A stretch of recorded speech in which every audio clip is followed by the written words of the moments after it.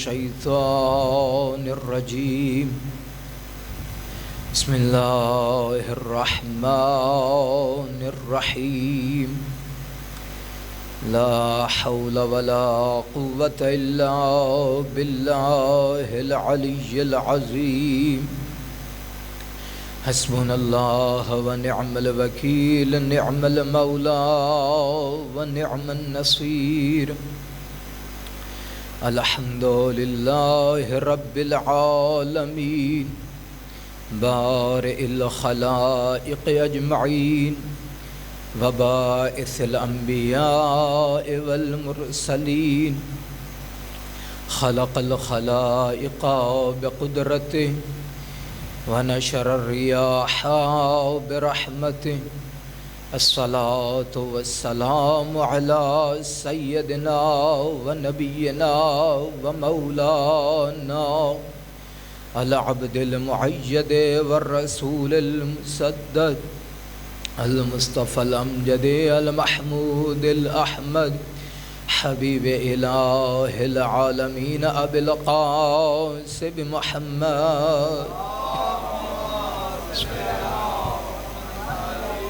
وأهل بيته الطيبين الطاهرين المعصومين الذين أذهب الله عنهم الرجس أهل البيت ويطهركم تطهيرا صلى على محمد ولعنة الله على أعدائهم أجمعين أما بعد فقد قال سبحانه وتعالى في كتابه المجيد بسم الله الرحمن الرحيم وجعلنا منهم أئمة يهدون بأمرنا لما صبروا وكانوا بآياتنا يوقنون صلوات پر محمد و آل محمد.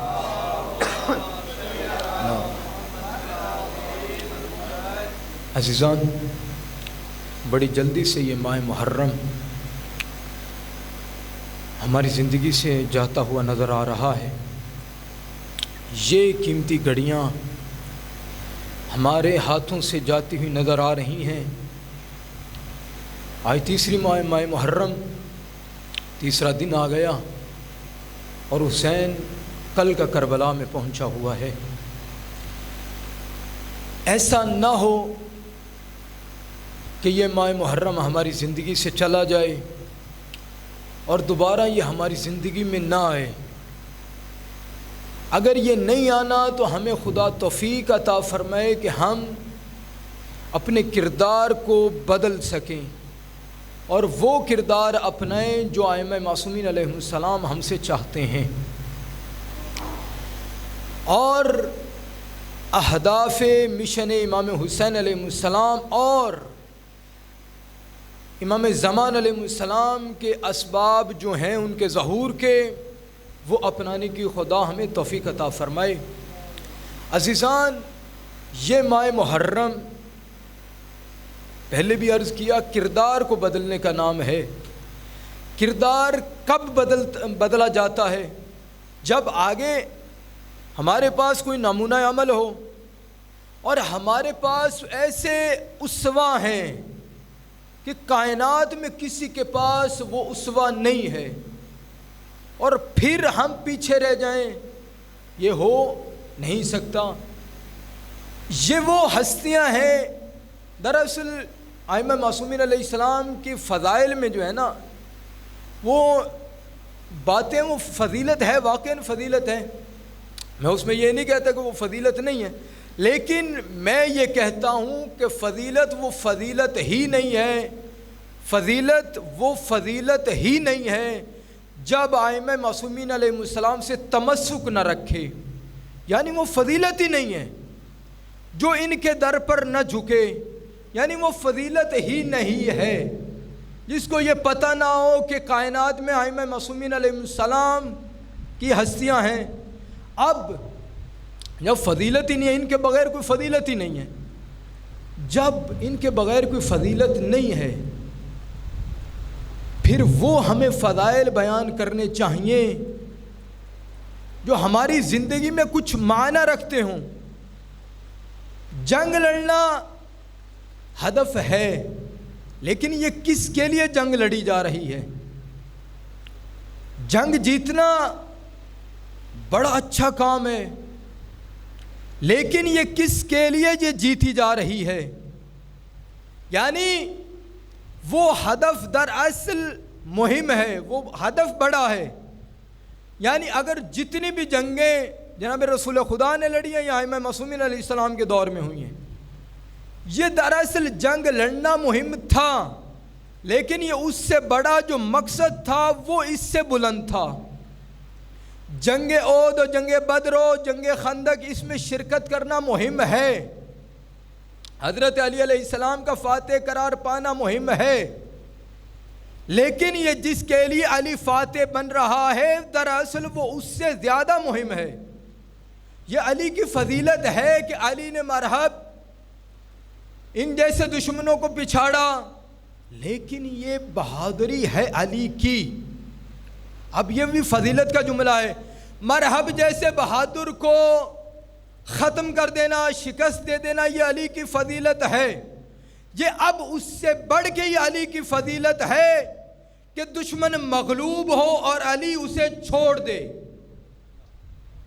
عزیزان، یہ اس سے بڑی فضیلت ہے، دشمن کے اوپر غلبہ پا لینا اور دشمن کو قتل کر دینا، یہ فضیلت ہے، لیکن اپنی تلوار کے نیچے وہ دشمن موجود ہو، دشمن موجود ہے اور گردن بھی حاضر ہے کہ علی ابھی اس کو اڑا دے، لیکن اس دشمن کو چھوڑ دینا یہ اس سے بڑا مہم ہے۔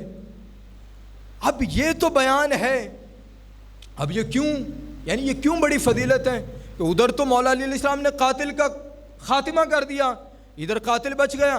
دراصل یہاں پہ وہ ظالم کا بچ جانا، یہاں پہ اس دشمن کا بچ جانا اس بات کی دلیل ہے کہ دراصل اب یہاں پہ وہ ڈائریکٹلی، اب وہ مستقیم علی کا دشمن ہے، اب وہ خدا کے ساتھ اس کا کوئی تعلق نہیں۔ اب مولا خود فرما رہے اگر اب میں اسے قتل کرتا ہوں تو اب میری ذات شامل ہے۔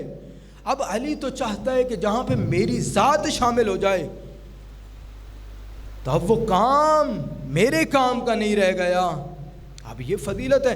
اب یہاں پہ کہہ دینا تو یہ بہت تکامل کا کام ہے، بہت اجر کا کام ہے کہ علی نے فلاں دشمن کو قتل کر دیا۔ اب یہاں پہ کون بتائے گا؟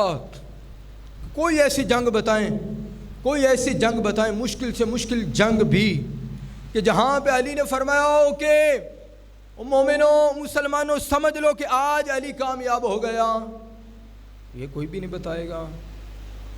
کہ فقط 19 ماہ رمضان کی وہ نماز صبح ہے کہ جہاں پہ علی فرما رہے ہیں فزت ورب الکعبہ، آج اللہ کی قسم علی کامیاب ہو گیا۔ اب یہاں پہ ایک اور بھی جنگ ہے، علی بہادر ہیں۔ جب علی کو ایک جنگ میں تیر لگا، اب اس واقعے کو اہل سنت اور اہل تشیع دونوں طرف اس کو ذکر کیا گیا۔ اب جب علی کی پاؤں میں جب تیر لگا ہے، اب یہ علی علیہ السلام کو بھی تیر لگا ہے، جب تیر لگا تو کہنے والوں نے کہا کہ اب اس تیر کو کیسے نکالا جائے، اس تیر کو کیسے نکالا جائے۔ اب امام کے بیٹوں نے فرمایا سنو ابھی نہیں، ابھی جلدی نہیں کرو۔ کب نکالنا ہے؟ جب علی سجدہ میں جائے، یعنی جب علی علیہ السلام سجدے میں جائیں اب تیر کھینچ لینا، تیر نکال لینا۔ جب تیر نکال لیا گیا، اب جب مولا نے نماز مکمل کی، کہا اب تھوڑا سا تکلیف میں مجھے تھوڑا سا آرام ہے۔ یہ کیا ہوا؟ مولا آپ کے پاؤں سے ہم نے تیر نکال لیا نماز کی حالت میں، آپ کو محسوس نہیں ہوا؟ تو امام فرما رہے ہیں اگر جب علی نماز میں ہو، کائنات زیر و زبر ہو جائے، علی کو کوئی فرق ہی نہیں پڑتا۔ اب یہاں پر یہ کہہ دینا تو آسان ہے کہ علی نے اتنی جنگوں میں شرکت کی، علی نے اتنے ظالموں کو پچھاڑا، لیکن یہاں پر علی کے کردار کو کون بتائے گا؟ کہہ دینا تو آسان ہے کہ وہ علی، ہم تو اس علی کے ماننے والے ہیں کہ جس کا امام، یعنی ہم اس امام کے ماننے والے ہیں کہ ایک ایک رات میں 2,000 سجدے، یعنی 1,000 رکعت، 1,000 رکعت کا پڑھنا، اور اس کا ماننے والا 17 رکعتیں 34 سجدے بھی نہ ہوں۔ دراصل یہ مہم ہے، مجالس میں آئیں لیکن ہمارا کردار اگر تبدیل نہ ہو تو پھر ہم نے مجلسیں سنی ہے لیکن ہم نے اپنی زندگی میں ان کو اپنایا نہیں ہے۔ صلوات پڑھیے محمد و آل محمد۔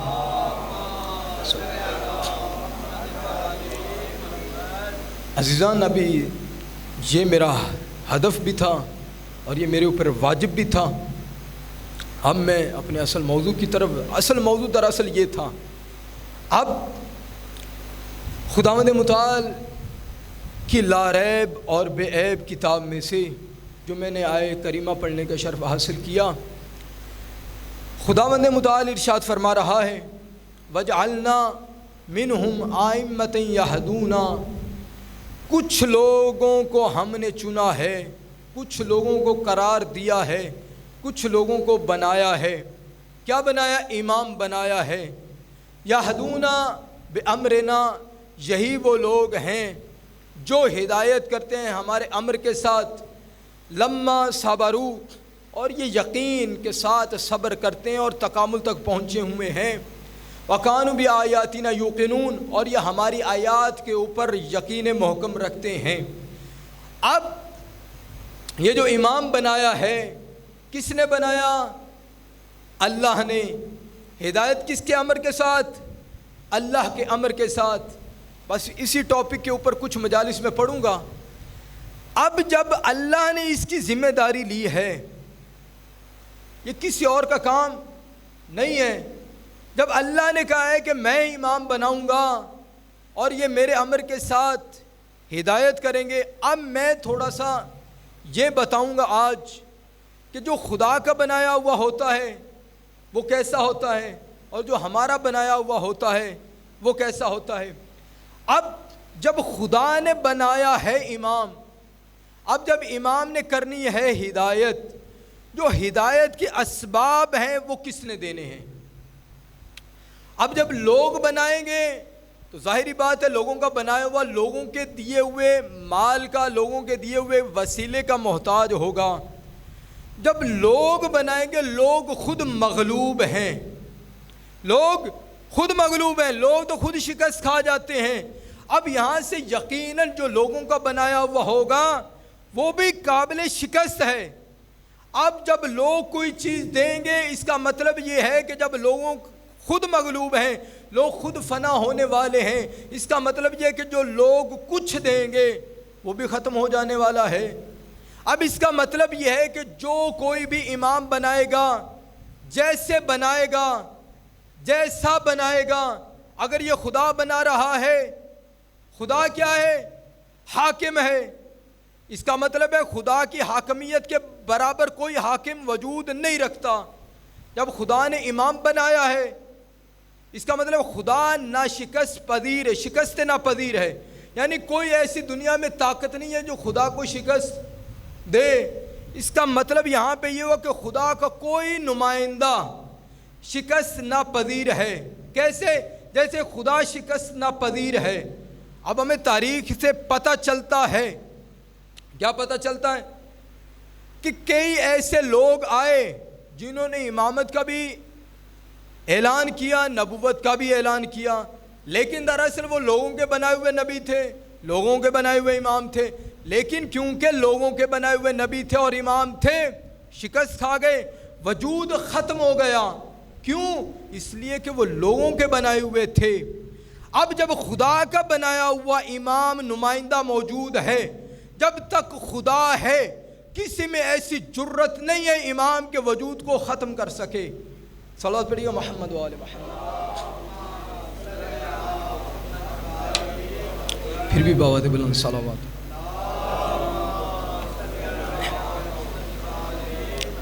اب جب خدا کا وجود ہے، امام کا بھی وجود باقی ہے، خدا کا وجود، امام کا بھی وجود باقی ہے۔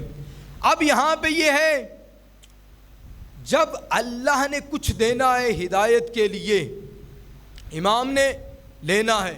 اب ایک چیز ہے، وہ کیا ہے؟ معجزہ۔ معجزہ سے مراد کیا ہے؟ عاجز کر دینا۔ اب یہاں پہ ہم اکثر کہہ دیتے ہیں کہ فلاں نے معجزہ کر دیا، دراصل یہ معجزہ نہیں ہے، یہ کرامت ہو سکتی ہے، اور یہ آج کل تو اکثر وہ بھی ایسا نہیں ہے، فقط وہ اعلان تک ہے۔ جب معجزہ ملتا ہے، کیا ہوتا ہے معجزے کے ساتھ؟ یہ بھی جس طرح امام اور جس طرح نبی شکست ناپذیر ہے، اسی طرح معجزہ بھی شکست ناپذیر ہے۔ معجزے کو کوئی شکست نہیں دے سکتا، معجزہ سکھایا نہیں جا سکتا، معجزے کی کوئی تعلیم نہیں ہے۔ جادو ہے، جادو سکھایا بھی جاتا ہے، جادو سیکھا بھی جاتا ہے، لیکن جادو کی مدت بہت کم ہے۔ لوگوں کا آنکھوں کا دھوکہ، یہ جادو ہو گیا۔ اب یہ معجزہ ہے، یہ معجزہ ایسا اس کا وجود باقی رہتا ہے۔ جب وجود باقی رہے گا، ہدایت باقی رہے گی۔ جب معجزہ باقی، وجود باقی، ہدایت باقی۔ اب جب کچھ انبیاء کو اللہ نے معجزے دیے ہیں، اب یہ معجزے بھی انبیاء کے ساتھ ساتھ فرق کرتے ہیں۔ اب جب یہ معجزہ فرق کرتا ہے، سب سے پہلے یعنی حضرت موسیٰ علیہ السلام کو جو معجزہ ملا، کیا ملا؟ عصا کا۔ عصا کیا بنا؟ اژدہا بنا، سانپ بنا۔ کیا مقابلے میں کوئی سانپ نہیں بنے؟ سانپ بنے ہیں، لیکن وہ کیا تھے؟ جادو کے تھے، اور مقابلے میں ایک جادوگر نہیں تھا۔ فرعون نے ہزاروں جادوگروں کو بلایا ہوا تھا۔ اب یہاں پر مقابلے میں کتنے لوگ ہیں؟ ایک اللہ کا نبی، ایک ہے موسیٰ، اور مقابلے میں فرعون کی بادشاہ، فرعون کے جادوگر۔ اب کیا ہوا؟ سبھی نے اپنی اپنی رسیاں پھینکی، رسیاں سانپ بن گئیں، آنکھوں کا دھوکہ۔ اب جب موسیٰ نے پھینکا، اب فرعون کیا سمجھ رہا تھا؟ جس طرح میرے جادوگروں نے یہ جادو کیا ہے، اسی طرح موسیٰ نے بھی جادو کیا ہے۔ لیکن یہ جادوگر سمجھتے تھے کہ ہم نے جو رسیاں پھینکی ہیں، ہم نے جو رسیاں پھینکی ہیں، یہ سانپ بن گئیں۔ ان کا وجود تھا تھوڑی دیر کے لیے، لیکن جو موسیٰ نے عصا پھینکا ہے، یہ اژدہا بنا ہے، یہ سانپ بنا ہے۔ اس سانپ نے، اس اژدہا نے ہمارے جو پھینکے ہوئے سانپ تھے، ان کا وجود ختم کر دیا ہے، ان کا وجود ختم کر دیا ہے۔ اس کا مطلب کیا ہے؟ وجود ختم کر دینا دراصل یہ معجزے کا کمال ہے۔ دراصل نبی جب آتا ہے، اس کا مطلب ہے جہالت کا خاتمہ ہو جاتا ہے۔ اس کا مطلب کہ جب امام آتا ہے، ضلالت کا خاتمہ ہو جاتا ہے۔ یہ تو حضرت موسیٰ علیہ السلام کا کمال۔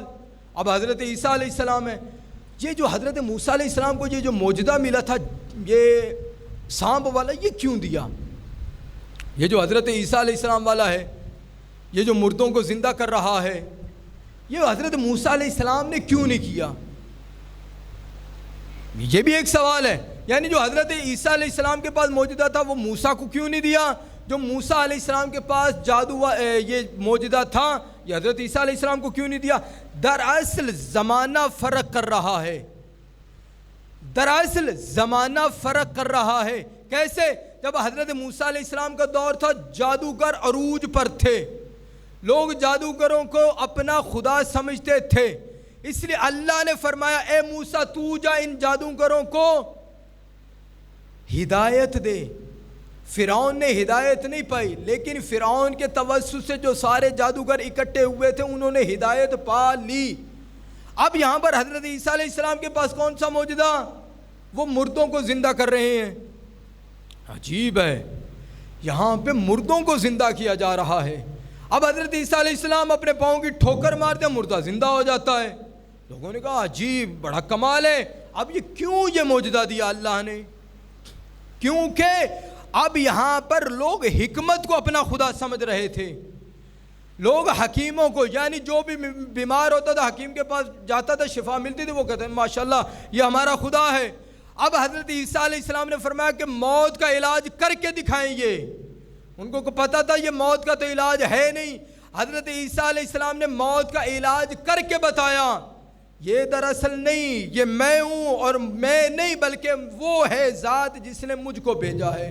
صلوات پڑھیے محمد و آل محمد، صلی محمد و آل محمد۔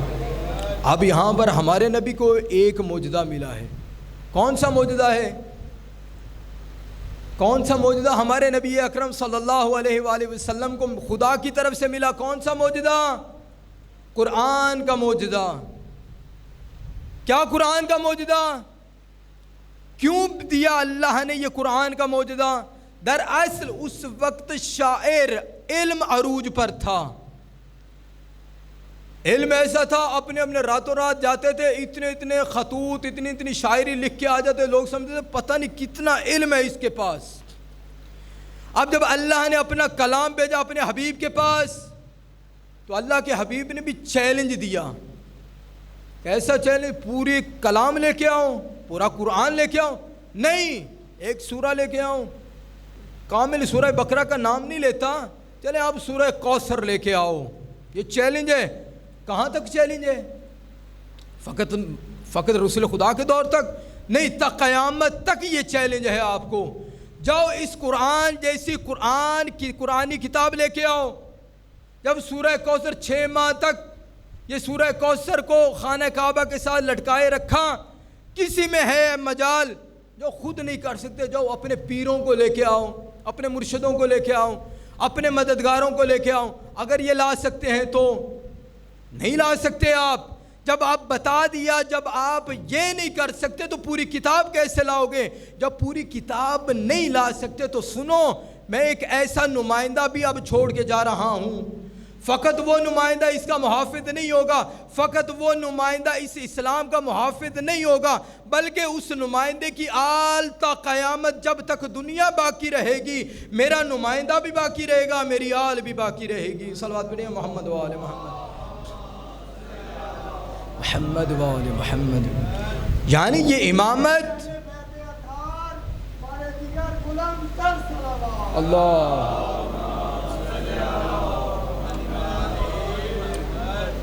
یہ امامت، نظام امامت تا قیامت ہے، اور یہ ہماری زندگی میں اثر رکھتا ہے۔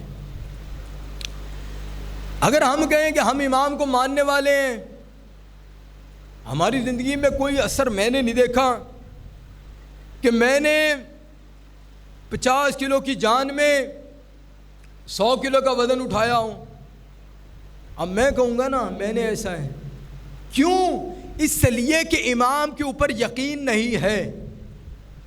اب میں آپ کو بتاؤں کہ ایسے ہوا بھی ہے، امام کے زمانے میں نہیں، ابھی بھی ہو رہا ہے۔ کیسے؟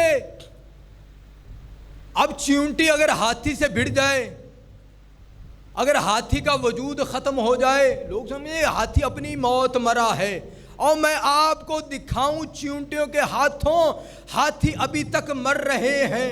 کیسے مر رہے ہیں؟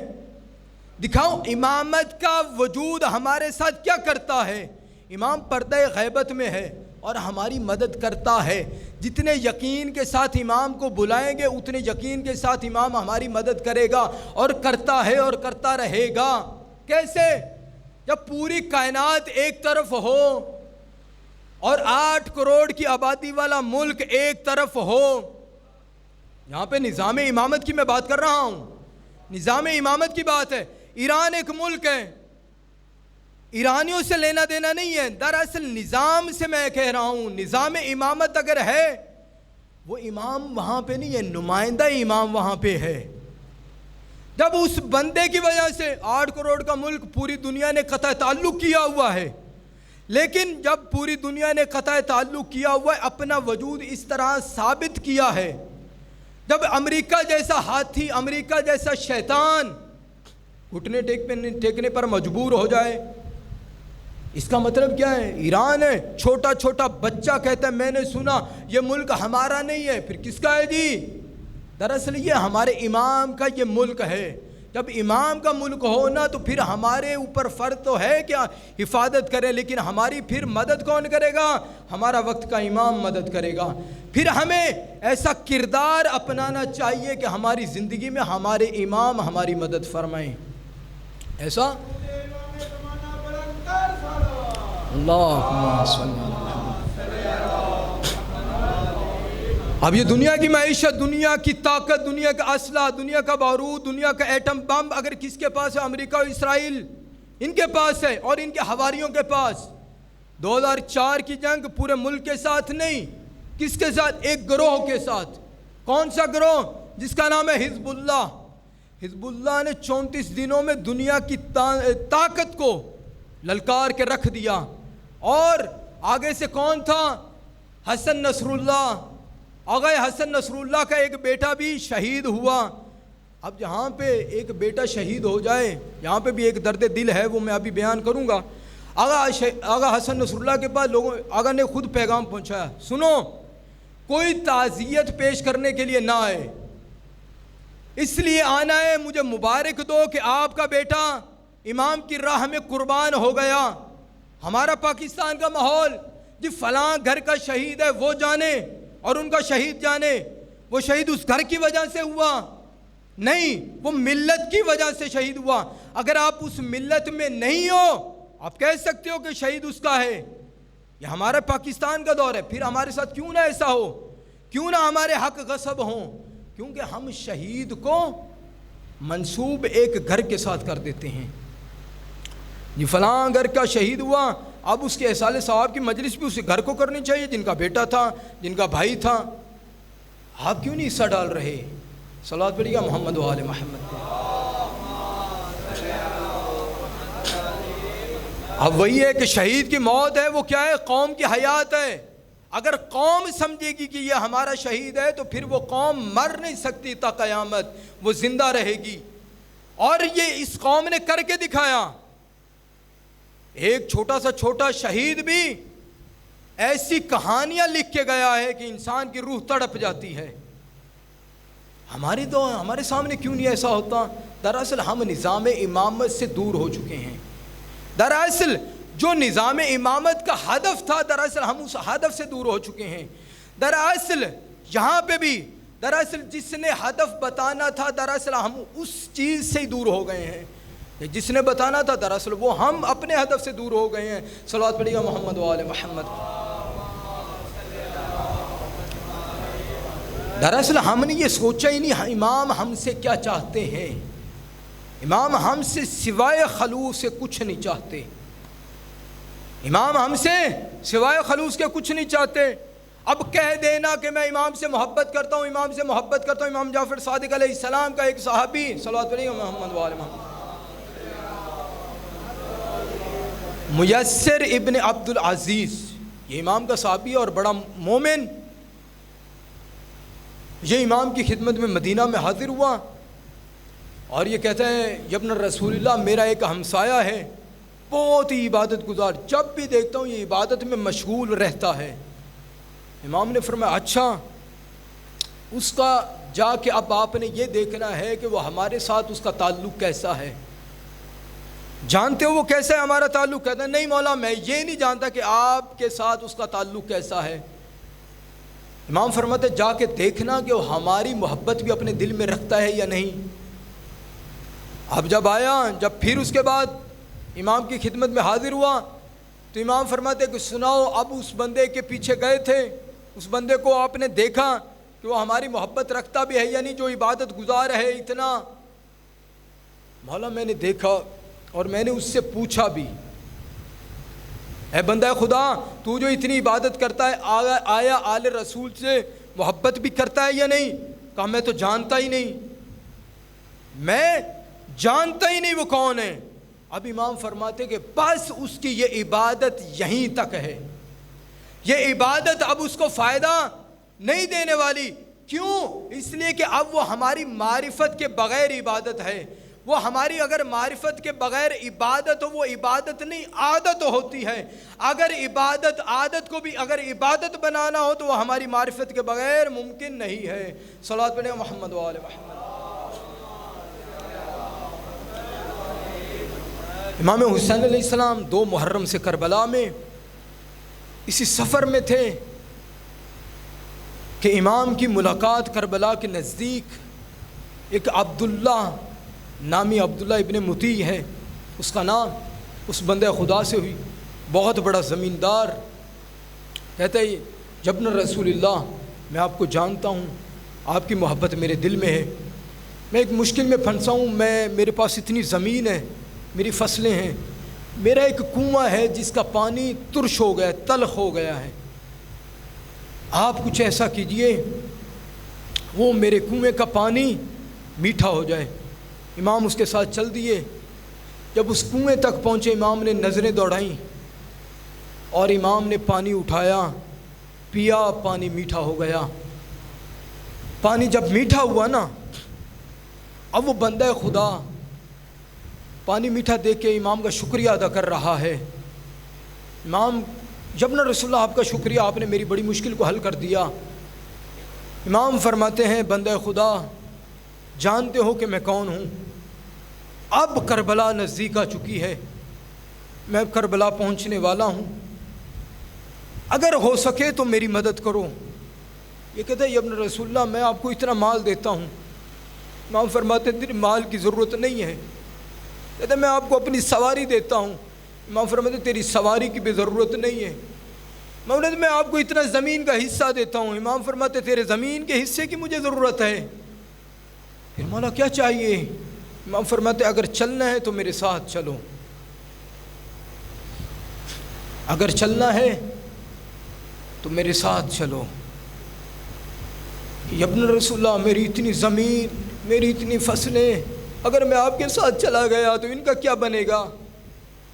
اگر امام ہم سے کہیں آؤ میرے ساتھ آؤ، کہیں ایسا نہ ہو ہم کہیں کہ میری دنیا رہ گئی، میری آل اولاد رہے گی، میرا مال رہ گیا، میری زمینیں رہ گئیں۔ امام فرماتے ہیں، اگر تو نہیں جا سکتا تو تیرے نہ مال کی ضرورت ہے نہ تیری سواری کی ضرورت ہے۔ ہاں عزیزوں، امام وہ ہے کہ کربلا تو پہنچ آیا۔ یہ واقعی امام کی اپنی قسمت ہے۔ ایسے ساتھی ملے، نہ رسول کو ملے، نہ بابا علی کو ملے، نہ بھائی حسن کو ملے۔ اگر رسول کو ملے، ایسے ساتھی ملے کہ جنازہ چھوڑ گئے۔ اگر بھائی حسن کو ملے تو جنازے کے اوپر تیر برس گئے۔ امام حسین ایسے ساتھی ہیں کہ حر جیسا ساتھی مل گیا، جو یزید جیسی فوج کا لشکر کا سپہ سالار ہے، لیکن کیا ہوا؟ ایمان ایسے تبدیل ہوا، کردار ایسے تبدیل ہوا، حر آ گیا، ہاتھ بندھے ہوئے، ہاتھوں کے اوپر تلوار، امام کی خدمت میں حاضر ہوا۔ یا ابن رسول اللہ، ہو سکتا ہے مجھے معافی مل جائے، ہو سکتا ہے یا ابن رسول اللہ، اے حسین مولا میں ہوں جس کی وجہ سے آپ کربلا میں رک گئے، اے مولا حسین آپ کی وجہ سے آپ یہاں پہ رک گئے، آپ کی بہنیں اس جنگل میں رک گئی، میری وجہ سے رکی۔ یا ابن رسول اللہ، ہو سکتا ہے میری وجہ سے آپ یہاں پہ رک گئے، ہو سکے تو مجھے معاف کر دیجئے گا، یہ تلوار ہے، اگر معافی نہیں ملتی مجھے قتل کر دیجئے۔ حر کہتا ہے معافی مل جائے گی۔ امام کہتے ہیں، ہو سکے اے حر آ میرے گلے لگ جا۔ یہ وہ حر ہے، امام نے اپنے گلے لگایا۔ یہ اکیلا حر نہیں ہے جس نے اپنی قربانی پیش کی۔ 10 محرم اس حر نے سب سے پہلے امام سے اپنے بیٹے، جوان بیٹے کی اجازت مانگی، اور جوان بیٹا جب علی گیا نا میدان میں، جب اس کے بیٹے نے اپنے باپ کو بلایا، اے بابا جلدی آؤ نا میری مدد کو، اور حر دوڑ کے گئے۔ جب حر دوڑ کے گئے نا تو کیا دیکھا؟